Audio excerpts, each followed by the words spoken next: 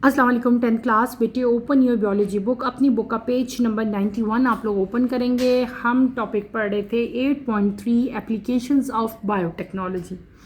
First application food technology थी, जो कि मैंने आपको कंप्लीट करवा दी थी। हमने पढ़ा था कि फूड में बायोटेक्नोलॉजी की क्या इंपॉर्टेंस है, biotechnology in case of food जो है वो क्या क्या उससे हमें फ़ायदे पहुंच रहे हैं, उसकी क्या इंपॉर्टेंस है। हमने डिटेल से पढ़ा था कि बायोटेक्नोलॉजिस्ट जो हैं वो डिफरेंट टाइप की वेराइटीज़ जो हैं, डिफरेंट टाइप के क्रॉप्स की जो वैरायटीज़ हैं बेटे वो डेवलप करते हैं, जो कि वायरस रेजिस्टेंस होती हैं, पेस्ट रेजिस्टेंस होती हैं एंड ड्राउट रेजिस्टेंस होती हैं। ठीक है, बहुत ज़्यादा एडवांस टेक्नोलॉजीज़ जो हैं वो फूड के डिपार्टमेंट में अब आ चुकी हैं ड्यू टू बायोटेक्नोलॉजी। उसी एप्लीकेशंस को बेटे हम कंटिन्यू करेंगे। सेकंड एप्लीकेशन आज हम स्टार्ट करेंगे, that is medical biotechnology. Let's start with the reading, then इंशाल्लाह मैं साथ साथ आपको इसको एक्सप्लेन करूँगी। In medical field, biotechnology is helping in the following. Number one, making protein, for example, hormones and enzymes used for treating various diseases. Number two, developing vaccine to prevent viral and bacterial infection. Number three, correcting defective genes responsible for genetic disorders. Next है production of targeted antibodies for disease diagnosis and treatment. Identify inherited disease and genetic conditions early. अब जो second application हमने अभी read out की, that is medical biotechnology, यानी कि in the field of medical. ठीक है, मेडिसन, मेडिकल की फील्ड, जो भी डिजीज़ से रिलेटेड डिफरेंट टाइप के जो ट्रीटमेंट्स हैं, इन सब ट्रीटमेंट्स को किस तरह से बेटे बायोटेक्नोलॉजी की वजह से इनको ईज़ आउट किया जा रहा है, किस तरह से बायोटेक्नोलॉजी की हेल्प से डिफरेंट बीमारियों के जो इलाज हैं वो हमें मिल रहे हैं। ठीक है, वो सारा अभी मैं आपको डिटेल से पढ़ाऊँगी। मेडिकल फील्ड में बायोटेक्नोलॉजी ने बहुत ज़्यादा हेल्प आउट किया है ह्यूमन बींग्स को। ठीक है, बहुत ज़्यादा फील्ड्स में बहुत तरह से हेल्प आउट किया है। कुछ जो हैं वो आपके सिलेबस में यहाँ पे इंक्लूड है, वन बाय वन उनको हम स्टडी करेंगे। सबसे पहले बायोटेक्नोलॉजी की मदद से बेटे साइंटिस्ट ने बहुत ज़्यादा प्रोटीन्स जो हैं उनको मेकअप किया है, बहुत सारे प्रोटीन्स बनाए हैं। कॉमन एग्जांपल उनकी कौन सी है, हार्मोन एंड एंजाइम। हार्मोन्स और enzyme basically they are protein. ठीक है, तो बायोटेक्नोलॉजी को ब्रुएकार लाते हुए बायोटेक्नोलॉजी की हेल्प से जो बायोटेक्नोलॉजिस्ट होते हैं बेटे, उन्होंने बहुत सारे हार्मोन बनाए हैं और बहुत सारे एंजाइम जो हैं वो बनाए हैं, और इन हार्मोन से और इन एंजाइम से फिर बहुत सारी बीमारियों का ट्रीटमेंट जो है वो किया जाता है। कॉमन एग्जांपल आपको मैं देती हूँ, अभी आपने पढ़ा था अपने, हम लोग जब लास्ट लेक्चर मैंने आपको दिया था तब हमने पढ़ा था इंसुलिन। इंसुलिन क्या चीज़ है? Insulin is a hormone.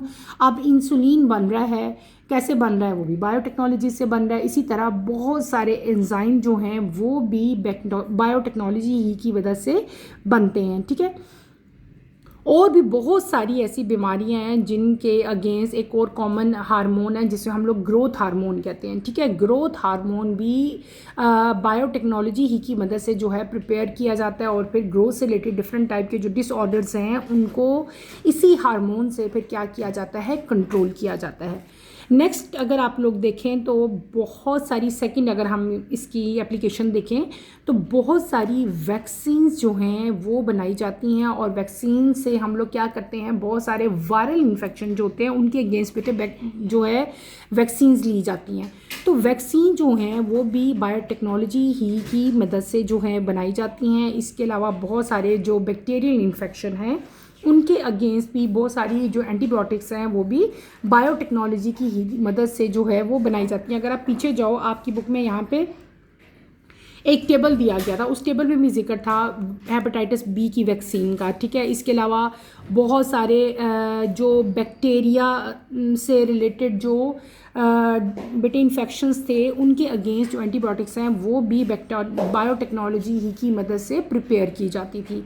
फिर अगर आगे आज चलें हम लोग तो बहुत सारे डिफेक्टिव जीन्स। ठीक है, अच्छा अगर जीन्स के अंदर कोई डिसऑर्डर आ जाए, कोई डिफेक्ट आ जाए तो उसकी वजह से कोई ना कोई डिसऑर्डर आ जाता है। ठीक है, आप लोगों ने पहले भी पढ़ा था, 9th क्लास में भी एक दो एग्जांपल्स पढ़ी थी। ठीक है, अभी भी हमने अपने लास्ट चैप्टर में पढ़ी हैं कि अगर जीन्स में बेटे डिफेक्ट आ जाए, जीन्स में कोई भी लिटिल बिट कुछ परसेंटेज का भी डिफेक्ट आ जाता है तो वो क्या होता है, उसकी वजह से बहुत सारे जेनेटिक डिसऑर्डर्स आ जाते हैं।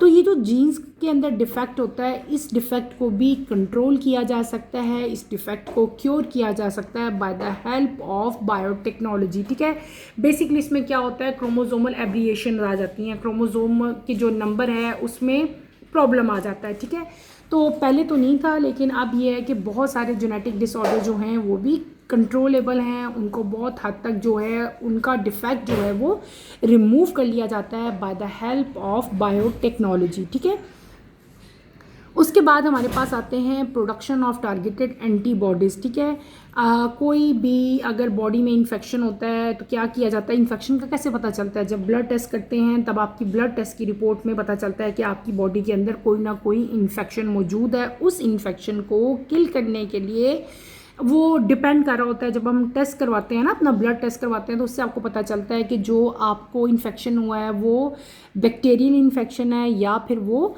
वायरल इन्फेक्शन है। अगर वायरल इन्फेक्शन होगा तो आपको वैक्सीन दी जाएगी, अगर बैक्टीरियल इन्फेक्शन है तो उसके अगेंस्ट एंटीबॉडीज़ जो हैं दी जाती हैं। ठीक है, डिफरेंट टाइप की एंटीबायोटिक्स दी जाती हैं, और ये सारी जो बैक्टीरियल इन्फेक्शन है या ये जो वायरल इन्फेक्शन है, जो एंटीबॉडीज़ इसके अगेंस्ट बनाई जाती हैं, सारी की सारी कैसे बनाई जाती हैं, बाय हेल्पिंग, किससे हेल्प ली जाती है, बायोटेक्नोलॉजी ही से बेटे हेल्प ली जाती है। इसके अलावा क्या है कि बहुत सारी इनहेरिटेड डिजीज़ क्या होती हैं, जो वरासती बीमारियां होती हैं, जो मुंतकिल हो रही होती हैं पेरेंट्स से ऑफस्प्रिंग में, यानी कि माँ बाप से, वालिदैन से जो बच्चों को बीमारियां होती हैं ना, उनको हम लोग क्या कहते हैं, इनहेरिटेड डिजीज़ कहते हैं। ठीक है, तो इनहेरिटेड डिजीज़ बेटे बहुत सारी हैं, जैसे कि ब्लड प्रेशर है, हार्ट से रिलेटेड इश्यूज़ हैं। ठीक है, स्किन से रिलेटेड इश्यूज़ हैं, ये कुछ बीमारियां ऐसी हैं जो कि इनहेरिटेड होती हैं। अगर पेरेंट्स में से किसी एक पेरेंट को, मदर को या फादर को ये डिज़ीज़ हो तो बहुत ज़्यादा चांसेस होते हैं कि जो ऑफस्प्रिंग हैं उनको भी वो बीमारी हो सकती है। तो ये जो इनहेरिटेड डिजीज़ हैं इनको आइडेंटिफाई किया जाता है, और इनको आइडेंटिफाई करके जो भी स्पेसिफिक जीन इस चीज़ को कंट्रोल कर रही होती है ना, उस जेनेटिक कंडीशन को बायोटेक्नोलॉजिस्ट बेटे गौर करते हैं, उनको स्टडी करते हैं, और जो भी डिफेक्ट आया होता है जीन के अंदर उसको फिर क्या किया जाता है, रिमूव किया जाता है। ठीक है, और ये सारा कुछ किसकी हेल्प से हो रहा है, this is all due to biotechnology. तो ये हमने क्या पढ़ा कि मेडिकल की फील्ड में बायोटेक्नोलॉजी जो है वो किस तरह से इंसान की हेल्प कर रही है। ठीक है, आपकी बुक में पॉइंट्स में लिखा हुआ है, आपने भी कोशिश करनी है कि अगर आपका ये शॉर्ट क्वेश्चन आता है तो आप जो है वो पॉइंट्स ही में इसका आंसर राइट करो। कुछ और इंपॉर्टेंट इन्फॉर्मेशन लिखी हुई है बेटे, इनको भी हम एक दफ़ा रीड आउट कर लेते हैं। Humans more than 3500 disorders are due to errors in genes, biotechnologies are trying to remove such disorder through biotechnology. इंसानों की एग्जांपल दी हुई है कि इन ह्यूमंस में तकरीबन 3500 डिसऑर्डर जो हैं वो किस वजह से हैं, due to error in genes, यानी कि जीन्स के अंदर जो खामियां होती हैं या ख़राबियां आ जाती हैं ना, उनकी वजह से तकरीबन 3500 डिसऑर्डर जो हैं वो ह्यूमन बीइंग में देखने में मिले हैं। ठीक है, बायोटेक्नोलॉजिस्ट क्या करते हैं, वो इन डिसऑर्डर्स को डायग्नोज करते हैं, पहले तो इनको निकालते हैं, देखते हैं, देन उन डिसऑर्डर्स को रिमूव किया जाता है थ्रू बायोटेक्नोलॉजी। नेक्स्ट है, in human genome project biologist discover the location of all genes in human body, they also find the characteristics control by ई जीन। एक प्रोजेक्ट है जिस प्रोजेक्ट को बेटे क्या कहा जाता है, human genome project. According to this project, यानी कि एक पूरी रिसर्च है, इस टीम में बहुत सारे साइंटिस्ट हैं, बहुत ज़्यादा इसमें वर्किंग हो रही है। ह्यूमन जीनोम प्रोजेक्ट वालों ने क्या किया कि इन्होंने डिस्कवर किया, क्या बेटे डिस्कवर किया, ह्यूमन बॉडी के अंदर, इंसानी जिस्म के अंदर जीन्स की लोकेशन क्या है, जीन्स कहाँ कहाँ प्रेजेंट हैं, और हर जीन का फंक्शन क्या है, हर जीन किस करेक्टर को कंट्रोल कर रही है, कौन सा करेक्टर किस जीन से कंट्रोल होता है। जैसे स्किन कलर को कलर जो हमारी स्किन का उसको कौन सी जीन कंट्रोल कर रही है, आई कलर्स को कौन कर रही है, हेयर का कलर है, हेयर की लेंथ है, हर चीज़ को जो है वो एक जीन ही कंट्रोल कर रही होती है।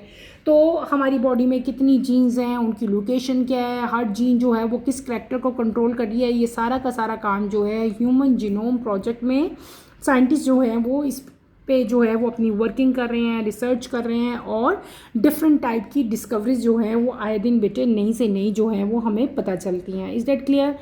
नेक्स्ट पेज पे हैं, पेज नंबर 92 पे थर्ड हम पढ़ेंगे एप्लीकेशन इसकी बायोटेक्नोलॉजी की, number 3 that is environmental biotechnology. Let's start with the reading, then इंशाल्लाह मैं साथ साथ आपको इसको एक्सप्लेन करूँगी। Environmental biotechnology. Environmental biotechnology is the application of biological organism or process to protect and improve environment. Bioremediation is defined as the use of organisms such as bacteria, plant or fungi to remove or neutralize pollutant from the environment. Genetically modified bacteria are used to break down the harmful chemical present in waste matter and industrial discharge. Large number of saplings of different plants are produced through tissue culture. These saplings are planted to grow new forest in limited time. Modified bacteria are used for extracting different minerals, for example, copper and uranium. Microbes such as bacteria, blue-green algae and fungi are used to produce manure. अच्छा बेटे, जो next application मैंने भी study की that is, जो मैंने जिसकी reading की that is environmental biotechnology. Environment जो हमारी है, जो हमारा एटमॉस्फेयर है, उस केस में अगर हम स्टडी करते हैं तो बायोटेक्नोलॉजी की क्या एप्लीकेशन है, बायोटेक्नोलॉजी की क्या इंपॉर्टेंस है in case of over environment. तो इन्वायरमेंटल बायोटेक्नोलॉजी जो है ये वो एप्लीकेशन है जहाँ पे बियोलॉजिकल ऑर्गेनिज़म और उसके डिफरेंट टाइप के जो प्रोसेस हैं उनको यूज़ किया जाता है ताकि हम अपनी इन्वायरमेंट को पोल्यूशन से और डिफरेंट और तरह के जो हार्मफुल सब्सटेंस हैं उनसे प्रोटेक्ट कर सकें और इन्वायरमेंट को इम्प्रूव किया जा सके। ठीक है, आपको पता है जिस तरह रूटीन में बेटे अब आए रोज़, ठीक है, जिस तरह टाइम गुजरता जा रहा है, क्या हो रहा है कि वर्ल्ड की पॉपुलेशन में क्या हो रहा है, एक डेंजरस हद तक जो है वो इजाफा हो रहा है। जब पॉपुलेशन इंक्रीज़ होती है तो पॉपुलेशन इंक्रीज़ होने के साथ साथ बहुत ज़्यादा उसके डेंजरस इम्पैक्ट आते हैं। ठीक है, और सबसे ज़्यादा डेंजरस इम्पैक्ट पॉपुलेशन इंक्रीज़ का किस पे आता है, हमारी इन्वायरमेंट पे आता है। ठीक है, जब पॉपुलेशन ज़्यादा होती है, आपको पता है ऑटोमोबाइल ज़्यादा हो जाते हैं, वेस्ट ज़्यादा हो जाता है, तो हर चीज़ ही, land pollution, air pollution, noise pollution, हर चीज़ क्या हो जाती है, पोल्यूशन इंक्रीज़ हो जाती है। यानी कि हमारी इन्वायरमेंट में हार्मफुल सब्सटेंसेस जो हैं वो क्या हो जाते हैं, ज़्यादा हो जाते हैं, उनकी जो लिमिट है वो क्या हो जाती है, बहुत ज़्यादा एक्सीड कर जाती है। तो बायोटेक्नोलॉजी की हेल्प से साइंटिस्ट ने क्या किया कि ऐसे प्रोसेस इंट्रोड्यूस किए, ऐसी इम्प्रूवमेंट लेके आए, ऐसे पॉइंट्स बताए जिनको ब्रूएकार लाते हुए, जिनको यूज़ करते हुए हम अपनी इन्वायरमेंट को बेटे इम्प्रूव कर सकते हैं, हम अपनी इन्वायरमेंट को सिक्योर कर सकते हैं। यहाँ पे एक टर्मिनोलॉजी लिखी हुई है बायो रिमेडिएशन, ये मैंने पहले भी आपको बताई थी व्हाट इज़ बायो रिमेडिएशन, और बल्कि इसकी डेफिनेशन ही मैंने आपको रिटन फॉर्म में बेटे लिखवाई हुई है। ठीक है, बायो रिमेडिएशन का मतलब क्या होता है कि यूज़ ऑफ ऑर्गेनिजम्स, ठीक है, कुछ ऑर्गेनिज्म का इस्तेमाल जैसे कि बैक्टीरिया, प्लांट या फंजाई, इन चीज़ों का, इन लिविंग ऑर्गेनिजम्स का इस्तेमाल किया जाता है ताकि जो पोल्यूटेंट्स हैं इन्वायरमेंट में उनको ख़त्म किया जा सके। और इन पोल्यूटेंट को ख़त्म करने के लिए किन का इस्तेमाल किया जा रहा है, लिविंग ऑर्गेनिजम्स का। That's why it is called bio. Bio का मतलब क्या होता है, लिविंग। ठीक है, रिमीडिएशन यानी कि जो पोल्यूटेंट हैं उनको रिमूव किया जाता है, उनको न्यूट्रलाइज किया जाता है। डिफरेंट जो बैक्टीरिया हैं जो कि जेनेटिकली मॉडिफाइड बैक्टीरिया होती हैं बेटे, उनको यूज़ किया जाता है ताकि हार्मफुल केमिकल जो वेस्ट मैटर में प्रेजेंट हैं, जो इंडस्ट्रियल डिस्चार्ज यानी कि जो इंडस्ट्री से वेस्ट मटेरियल डिस्चार्ज होता है और जो पानी में शामिल हो जाता है, उस वेस्ट में से तमाम के तमाम हार्मफुल सब्सटेंस को रिमूव करने के लिए जेनेटिकली मॉडिफाइड बैक्टीरिया का यूज़ किया जाता है ताकि तमाम के तमाम हार्मफुल सब्सटेंसेस को हार्मलेस सब्सटेंसेस में कन्वर्ट किया जाए। जब हार्मफुल सब्सटेंसेस हार्मलेस सब्सटेंसेस में कन्वर्ट हो जाते हैं देन उसको जो है वाटर में ड्रेन किया जाता है ताकि जो लिविंग ऑर्गेनिज्म वाटर के अंदर रहते हैं, चाहे वो प्लांट हों चाहे वो एनिमल हों, उनको कम से कम नुकसान हो। ठीक है, उसके बाद एक और आपको यहाँ पे बहुत सारे पॉइंट्स बताए गए हैं कि इन्वायरमेंट के लिहाज से जो है वो बायोटेक्नोलॉजी जो है हमें क्या हेल्प आउट करती है। Large number of saplings of different plants are produce. कल मैंने आपको एक चीज़ बताई थी, हमने लास्ट लेक्चर में एक प्रोसेस मैंने आपको बताया था, that is known as tissue culture. अगर आपको याद हो, मैंने टिश्यू कल्चर पढ़ाया था ना। तो टिश्यू कल्चर में क्या होता है कि हम एक ही प्लांट से, एक छोटे से उसके टुकड़े से, एक छोटे से उसके पीस से बहुत ज़्यादा जो है सैम्पलिंग्स, बहुत ज़्यादा सैम्पलिंग यानी कि बहुत ज़्यादा प्लांट्स बना लेते हैं, ठीक है। और ये सारा कुछ टिश्यू कल्चर किसकी एक एप्लीकेशन थी? बायोटेक्नोलॉजी की एप्लीकेशन थी। यानी कि हम लोग large number of saplings of different plant जो हैं वो प्रोड्यूस करते हैं थ्रू टिश्यू कल्चर, और फिर इन सैपलिंग्स को जो है वो ज़मीन में लगाया जाता है और ये फिर एक न्यू फॉरेस्ट की फॉर्म में जो है वो ग्रो करते हैं, ठीक है। आपको पता ही है जब प्लांट इंक्रीज़ होंगे तब क्या होगा, पोल्यूशन जो है अल्टीमेटली कम होती है, ठीक है। प्लांट्स की वजह से फ्लड भी कम आते हैं, प्लांट की वजह से टेम्परेचर जो है वो भी बहुत ज़्यादा इंक्रीज़ नहीं होता। प्लांट्स के तो बहुत ज़्यादा फ़ायदे हैं ना। प्लांट की वजह से क्या होता है, ऑक्सीजन भी ज़्यादा हमें मिलती है, कार्बन डाइऑक्साइड जो है वो कम हो जाती है। तो there are lot of benefits of plants. तो हम लोग ये जो फॉरेस्ट पूरा एक ग्रो करते हैं एक छोटे सारे प्लांट से, that is because of biotechnology. हम टिश्यू कल्चर के थ्रू जो है वो लार्ज नंबर ऑफ सैपलिंग जो है डिफरेंट प्लांट्स की प्रोड्यूस करते हैं। इसके अलावा सेकंड एप्लीकेशन यहाँ पे हमने क्या पढ़ ली कि हम लोग मॉडिफाइड बैक्टीरिया जो है वो बायोटेक्नोलॉजी की वजह से बनाते हैं और उन्हीं बैक्टीरिया को फिर हम यूज़ करते हैं। एक तो मैंने क्या बता दिया कि वेस्ट मैटर में जो केमिकल हैं उनको डिस्ट्रॉय करने के लिए, और डिफरेंट टाइप के जो हार्मफुल इंडस्ट्रियल डिस्चार्ज है उनको हार्मलेस इंडस्ट्रियल डिस्चार्ज में कन्वर्ट करने के लिए इन मॉडिफाइड बैक्टीरिया का बेटे इस्तेमाल किया जाता है। इसके अलावा बहुत सारे जो डिफरेंट टाइप के मिनरल्स हैं उनको एक्सट्रैक्ट करने के लिए भी मॉडिफाइड बैक्टीरिया का जो है वो यूज़ किया जाता है। कॉमन एग्जांपल ऐसे बेटे मिनरल जो मॉडिफाइड बैक्टीरिया एक्सट्रैक्ट करते हैं, ठीक है, वो कौन से हैं? एक है कॉपर और एक है यूरेनियम। कॉपर और यूरेनियम दो ऐसे मिनरल्स हैं जिनको एक्सट्रैक्ट किया जाता है with the help of modified bacteria. अगला हमारे पास इसकी एप्लीकेशन क्या आती है कि बहुत सारे माइक्रोब्स की कॉमन एग्जांपल, माइक्रोब्स क्या होते हैं? जो माइक्रो ऑर्गेनिजम्स होते हैं ना, बहुत सारे माइक्रोब्स जैसे कि बैक्टीरिया है, ब्लू ग्रीन एल्गी है और फंजाई है, इनको यूज़ किया जाता है टू प्रोड्यूस मैन्योर। अब ये मैन्योर क्या वर्ड है? मैन्योर एक टर्मिनोलॉजी है, आप आम लैंग्वेज में कह लो फर्टिलाइज़र है, ठीक है। यानी कि मैन्योर एक ऐसा फर्टिलाइज़र होता है जिसको फार्मर अपनी लैंड की, अपनी ज़मीन की फर्टिलिटी इंक्रीज़ करने के लिए यूज़ करते हैं। और ये क्या चीज़ें होती हैं? ये वेस्ट मटेरियल होता है बेटे प्लांट्स का या फिर एनिमल्स का वेस्ट मटेरियल होता है, ठीक है। एनिमल्स का वेस्ट मटेरियल, या जब प्लांट की डेथ हो जाती है, प्लांट सूख जाते हैं और बिल्कुल उनका डीकम्पोजिशन जो है उनकी शुरू हो जाती है, तो यही प्लांट्स का वेस्ट मटेरियल और एनिमल का जो वेस्ट मटेरियल है, इसको फार्मर जो है अपनी लैंड की फर्टिलिटी इंक्रीज़ करने के लिए जो है वो यूज़ करते हैं, that is known as manure. और ये जो मैन्योर बनता है यानी कि जो फर्टिलाइज़र बनता है, जो खाद बनती है, that is due to bacteria, blue green algae या फिर फंजाई। यानी कि देखो किसी ऑर्गेनिज्म का एक तो वेस्ट मटेरियल है, या कभी कभार ये होता है कि किसी एनिमल की अगर डेथ भी हो जाती है ना, तो उसकी जो बॉडी है, उसकी बॉडी को डीकम्पोज कौन कर रहा है? उसकी बॉडी को ख़त्म कर रहा है, डीकम्पोज कर रहा है, फर्टिलाइजर में कन्वर्ट कर रहा है, डैट कौन करते हैं? माइक्रोब्स करते हैं, ठीक है। कौन से माइक्रोब? बैक्टीरिया कर रहे हैं, ब्लू ग्रीन एल्गी कर रहा है, फंजाई कर रहे हैं, ठीक है। समझ आ गई? तो ये हमने क्या पढ़ लिया? ये हमने पढ़ लिया इन्वायरमेंटल बायोटेक्नोलॉजी, यानी कि हमारी इन्वायरमेंट में अगर हम देखा जाए तो हमारी इन्वायरमेंट में हम किस तरह से बायोटेक्नोलॉजी की वजह से इसको प्रोटेक्ट कर रहे हैं और इम्प्रूव कर रहे हैं। तो हमने यहाँ पे डिफरेंट जो हैं वो पॉइंट्स बेटे पढ़े।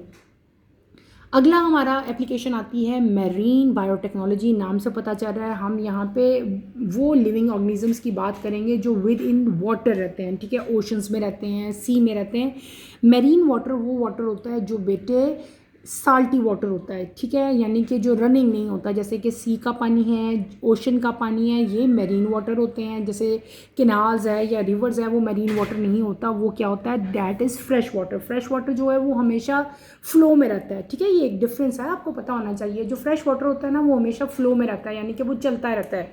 नहरों का पानी है, जैसे लेक्स का वाटर है, और रिवर्स का वाटर है जब, और उसका टेस्ट भी जो है वो साल्टिश नहीं होता। जबकि जो मैरीन वाटर होता है बेटे वो स्टेगनेंट ज़्यादातर वाटर होता है, वो इतना ज़्यादा जो है वो फ्लो में नहीं होता। और मैरीन वाटर में दो वाटर आपके पास आएंगे, या तो सी वाटर आएगा, दूसरा क्या आएगा, ओशन वाटर आएगा। ठीक है, तो ये दो वाटर जो हैं मैरीन वाटर में आएंगे। ये वैसे ही आपको जस्ट मैंने इन्फॉर्मेशन के लिए बताया कि what is the difference between marine water and fresh water. Marine water जो है वो साल्टेशन टेस्ट होता है। तो let's start with the reading, then इंशाल्लाह इसको भी मैं एक्सप्लेन करूँगी। Marine biotechnology, it deal with the marine organism to develop new product, treatment and technology. For example, genetic modification in many fishes have led to faster growth rate. Compound extracted from marine organisms, sponges, corals and marine bacteria are used to develop new cancer drugs, antibiotics and antiviral medicines. Certain marine bacteria are used to degrade oil spills, helping to clean up marine environment. Marine algae are cultivated in large quantities and processed into biodiesel, ethanol, and other types of renewable energy. Enzymes extracted from marine organisms are used in various industries. For example, an enzyme extracted from marine bacteria is used to produce high fructose corn syrup, common sweetener in the food industry. Next topic जो मैंने अभी read out किया, that is marine biotechnology. ठीक है, यानी कि marine organisms में हमने बायोटेक्नोलॉजी की मदद से क्या हेल्प ली, ठीक है, उससे हमें क्या फ़ायदा हुआ, वो सारा अब हम इसमें स्टडी करेंगे। मेरीन बायोटेक्नोलॉजी जो है बेटे it deals with marine organism. ठीक है, और इससे हम लोग न्यू प्रोडक्ट्स डेवलप करते हैं, न्यू ट्रीटमेंट्स और न्यू टेक्नोलॉजी जो है वो डेवलप की जाती हैं। कुछ एग्जांपल्स आपकी बुक में दी गई हैं। सबसे जो फर्स्ट एप्लीकेशन है या फर्स्ट यहाँ पे जो प्रोडक्ट ट्रीटमेंट और टेक्नोलॉजीज़ आपको दी गई हैं, डैट इज़ जेनेटिक मॉडिफिकेशन। ठीक है, बहुत सारी फिशेस में जेनेटिक मॉडिफिकेशंस की जाती हैं ताकि उनका जो रिप्रोडक्शन का रेट है उसको इंक्रीज़ किया जाए, जिसकी वजह से फिशेस जो है उनका ग्रोथ रेट जो है बेटे वो इंक्रीज़ हो जाता है। दूसरा क्या है कि मेरीन ऑर्गेनिजम्स में से क्या होता है कि बहुत सारे ऑर्गेनिज्म जो हैं वो एक्सट्रैक्ट किए जाते हैं। फॉर एग्ज़ाम्पल यानी कि बहुत सारे जो मेरीन ऑर्गेनिजम्स हैं उनके अंदर से कंपाउंड एक्सट्रैक्ट किए जाते हैं। कौन से ऑर्गेनिज्म हैं? स्पॉन्जेस हैं, कॉरल्स हैं एंड मेरीन बैक्टीरिया है। इनके अंदर से बेटे बहुत सारे डिफरेंट टाइप के कंपाउंड्स निकाल लिए जाते हैं, बहुत सारे कंपाउंड एक्सट्रैक्ट किए जाते हैं और उन कंपाउंड से कंपाउंड कह लो या आप सब्सटेंस कह लो अपनी समझ के लिए, यानी कि इन ऑर्गेनिज्म के अंदर से बहुत सारे सब्सटेंस एक्सट्रैक्ट किए जाते हैं और उन सब्सटेंस से फिर क्या चीज़ बनती है? कैंसर के अगेंस्ट ड्रग्स बनाई जाती हैं, बहुत सारी एंटीबायोटिक्स बनाई जाती हैं और बहुत सारी एंटीवायरल मेडिसिन जो हैं वो प्रिपेयर की जाती हैं। ठीक है, उसके बाद आता है कि सर्टन मैरीन बैक्टीरिया, वो बैक्टीरिया जो मैरीन वाटर में होता है। ठीक है, तो मैरीन बैक्टीरिया जो है उसको यूज़ किया जाता है टू डिग्रेड ऑयल स्पिल्स। ठीक है, इसके अलावा जितनी भी मैरीन इन्वायरमेंट है, यानी कि पानी के अंदर जो मैरीन वाटर के अंदर भी तो पोल्यूटेड सब्सटेंसेस होते हैं ना, बहुत सारी पोल्यूशन, मैरीन पोल्यूशन भी जिसको हम लोग कहते हैं, तो बहुत सारे यहाँ पे भी हार्मफुल सब्सटेंसेस होते हैं। उन हार्मफुल सब्सटेंसेस को भी ख़त्म करने के लिए, हार्मलेस सब्सटेंसेस में कन्वर्ट करने के लिए मैरीन बैक्टीरिया का इस्तेमाल किया जाता है ताकि जो है मैरीन इन्वायरमेंट को बेटे पोल्यूशन से पाक किया जा सके, उसको हार्मलेस सब्सटेंसेस में कन्वर्ट किया जा सके। इसके अलावा मैरीन एल्गी जो है उसको लार्ज क्वांटिटीज़ पे कल्टीवेट किया जाता है और बायोडीज़ल, इथानॉल और डिफरेंट टाइप के जो रीन्यूएबल एनर्जी सोर्सेज हैं उनमें इस्तेमाल किया जाता है। बहुत सारे एंजाइम जो हैं बेटे उनको मैरीन ऑर्गेनिज्म में से एक्सट्रैक्ट किया जाता है और बहुत सारे इंडस्ट्रियल प्रोसेस में उनका इस्तेमाल किया जाता है। कॉमन एग्जांपल आपकी बुक में दी हुई है, enzyme extracted from marine bacteria. Marine bacteria में से एक एंजाइम एक्सट्रैक्ट किया जाता है जिसको हाई फ्रक्टोज कॉर्न सिरप बनाने के लिए यूज़ किया जाता है। ठीक है, और ये हाई फ्रक्टोज जो कॉर्न सिरप है इसको हम लोग स्वीटनर के तौर पे जो है वो अपने खानों में इस्तेमाल करते हैं। उसके बाद बेटे हमारी नेक्स्ट एप्लीकेशन आती है बायोटेक्नोलॉजी की, डैट इज़ इंडस्ट्रियल बायोटेक्नोलॉजी। इसकी भी रीडिंग करते हैं, देन इसको भी मैं आपको एक्सप्लेन करती हूँ। The following are the main applications of industrial biotechnology. Biofuels like ethanol, biodiesel and biogas are produced. For example, Yeast is produced to ferment sugar from crops, corn, sugarcane into ethanol. This ethanol can be blended with petrol to produce a cleaner fuel. Biodegradable plastic. Bioplastic is produced from fermented plant starch, usually corn or sugarcane. Pharmaceutical products are prepared through microbial fermentation and genetic engineering. For example, production of antibodies such as penicillin involve the fermentation of specific mold like penicillium.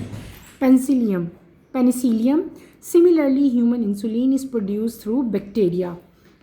ये जो topic बेटे अभी मैंने read out किया, number 5 हमारी जो यहाँ पे एप्लीकेशन आई थी, डेट इज़ इंडस्ट्रियल बायोटेक्नोलॉजी, यानी कि इंडस्ट्रीज़ में भी हम लोग बायोटेक्नोलॉजी का इस्तेमाल करते हैं. बायोटेक्नोलॉजी का यूज़ करते हुए बहुत ज़्यादा जो है हमें हेल्प मिली है, बहुत ज़्यादा इसमें हमने जो है प्रोडक्ट्स जो हैं वो डेवलप किए हैं. तो कुछ प्रोडक्ट जो हैं उनका जिक्र यहाँ पे किया गया है. सबसे पहले हमारे पास आते हैं बायोफ्यूल. बायोफ्यूल में कौन कौन से बायोफ्यूल्स आ रहे हैं? इथेनॉल आता है, बायोडीज़ल और बायोगैस जो है वो प्रोड्यूस की जाती है. और इसके अलावा यीस्ट आप सबने पढ़ा है ना, यीस्ट क्या है? फंगस है ना, एक फंजाई की एक टाइप है. तो यीस्ट जो है इसका इस्तेमाल किया जाता है शुगर को फर्मेंट करने के लिए. कहाँ से बेटे? From corn and sugar cane. और इसको कन्वर्ट किया जाता है किसमें? इथेनॉल में. ठीक है. और ये इथेनॉल फिर यूज़ किया जाता है, इसको मिक्स किया जाता है, ब्लेंड किया जाता है किसके साथ? पेट्रोल के साथ, ताकि क्लीनर फ्यूल जो है वो बनाया जा सके. ठीक है. दूसरी इंडस्ट्रियल जो प्रोडक्ट है जो यूज़ की जाती है, डैट इज़ बायोडिग्रेडेबल प्लास्टिक, यानी कि बायोप्लास्टिक इसको हम लोग कहते हैं. ये प्रोड्यूस की जाती है. और ये कहाँ से प्रोड्यूस की जाती है, कैसे बनती है? ये बनती है बेटे फर्मेंटेड प्लांट, जो फर्मेंटेड प्लांट स्टार्च है ना, उससे बनाई जाती है बायोप्लास्टिक. और यहाँ पे जो प्लांट्स बेसिकली हम जो स्टार्च यूज़ करते हैं ना, वो करते हैं कॉर्न की या फिर शुगर केन की. लास्ट में आपको जिस इंडस्ट्रीज़ का जिक्र किया गया, डैट इज़ फार्मास्यूटिकल प्रोडक्ट्स, यानी कि ड्रग इंडस्ट्री जो है वहाँ पे भी बहुत सारे ऐसे वर्किंग है, ऐसे प्रोसेस हैं बेटे जो बायोटेक्नोलॉजी की हेल्प से जो है हम मतलब कर रहे होते हैं. कॉमन एग्जांपल क्या है कि वहाँ पे माइक्रोबियल फर्मेंटेशन होती है और जेनेटिक इंजीनियरिंग का इस्तेमाल करते हुए बहुत सारी मेडिसिन, बहुत सारी ड्रग्स जो हैं वो प्रिपेयर की जाती हैं. कॉमन एग्जांपल है प्रोडक्शन ऑफ एंटीबायोटिक्स. बहुत सारी एंटीबायोटिक्स जो हैं, कॉमन एग्जांपल इसकी है पेंसिलिन.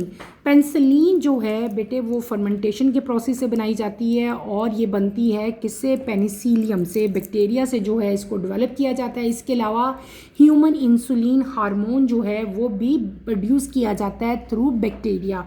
तो इन शॉर्ट के ड्रग इंडस्ट्री में भी बायोटेक्नोलॉजी का ही इस्तेमाल करते हुए बहुत सारी ड्रग्स यानी कि मेडिसिन जो हैं वो प्रिपेयर की जाती हैं. कॉमन एग्जांपल कौन सी आपको दे दी? एक पेंसिलिन की, डैट इज़ एंटीबायोटिक. और दूसरी क्या दे दी? इंसुलिन, यानी कि जो ह्यूमन हार्मोन है. क्लियर हो गया? तो ये हमने क्या पढ़ लिया? डिफरेंट टाइप की एप्लीकेशंस पढ़ी किसकी? बायोटेक्नोलॉजी की, in different fields. Next topic की तरफ आएँ बेटे. नेक्स्ट टॉपिक है हमारा 8.4 पोटेंशियल रिस्क ऑफ बायोटेक्नोलॉजी. बेटे एक कॉमन एक अक्सर बोलने में एक बात आती है कि जहाँ पे किसी भी चीज़ का फ़ायदा होता है ना, अगर उसके 10 फ़ायदे हैं ना तो उसके 2 नुकसानात भी होंगे. ठीक है. ये कॉमन एक हम बात करते हैं कि जो भी चीज़ हमें फ़ायदा देती है ना, वो 1% उसका कोई ना कोई नुकसान भी होता होगा. बिल्कुल इसी तरह बायोटेक्नोलॉजी, नो डाउट हमें इसका बहुत ज़्यादा बेनिफिट है, बहुत ज़्यादा फ़ायदा है, लेकिन इसके साथ साथ कुछ पोटेंशियल रिस्क भी हैं जो हमें बायोटेक्नोलॉजी की वजह से फेस करने पड़ते हैं. वो कौन कौन से रिस्क हैं वो सारे अभी हम स्टडी करेंगे. Let's start with the reading. पहला है health concern. Some people worry that consuming genetically modified food could cause allergic reaction or long-term health problems. There is also concern that new genes might interact with human cell in unaccepted ways. Environmental impact. GM, genetically modified plants can sometimes cross-pollinate with wild plants, so the modified genes can be spread in natural ecosystem. It can lead to create such species that may harm the environment. Loss of biodiversity. If farmers mostly grow GM crops, then traditionally and naturally diverse variety might become rare or extinct. This can reduce biodiversity. Development of resistant pests and weed. Pests exposed repeatedly to GM crops may evolve into powerful pests. They are no longer affected by the crop built in defense. ethical issues, many people feel that it is morally wrong to alter the natural gene of living organisms. अच्छा, यहाँ पे ये जो topic हम अभी मैंने read out किया ना, ये है पोटेंशियल रिस्क, यानी कि बायोटेक्नोलॉजी की वजह से कुछ डिसएडवांटेज भी हो रहे हैं, कुछ नुकसानात भी हमें जो है फेस करने पड़े हैं। वो कौन कौन से नुकसानात हैं, वन बाय वन हम स्टडी करेंगे। पहला हमारा आता है हेल्थ कंसर्न। बेटे, बायोटेक्नोलॉजी की वजह से कुछ हेल्थ कंसर्न भी हमें देखने को मिल रहे हैं। कैसे? बहुत सारी, आपको पता है कि फूड जो हैं जेनेटिकली मॉडिफाइड करके जो है वो इंट्रोड्यूस करके मतलब हुई हैं, ठीक है।